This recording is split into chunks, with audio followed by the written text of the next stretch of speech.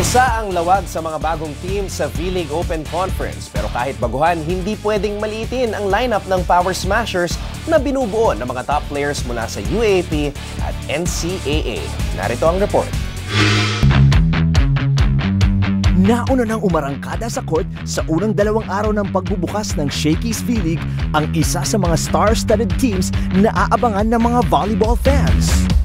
Sabi ko nga, ang ano ko lang namin, tingnan natin, unti-unti, one game at the time lang tayo. Una, haba ng tournament. So, ina-explain ko nga sa kanila, double round yan. So, unti-unti tayo, sabi ko na, basta kailangan paangat pa, papek tayo ng papik hanggang sa matapos.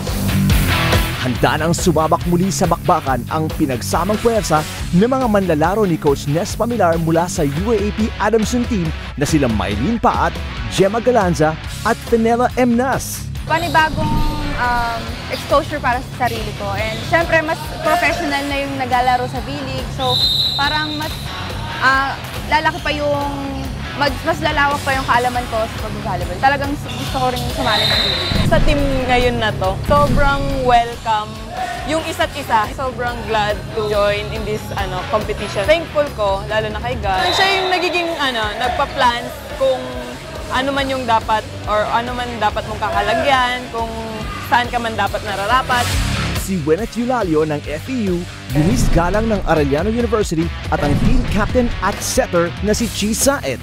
I will do my best talaga na para makatulong and then para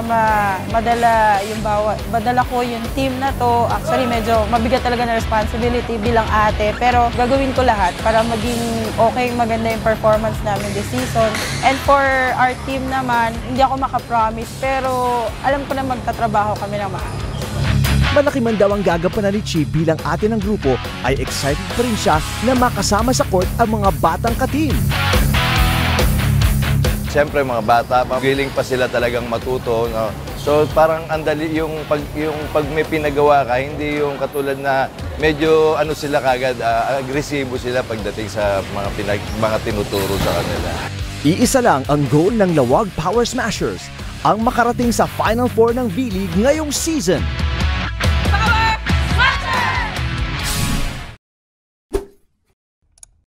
For more sports updates, keep watching The Score.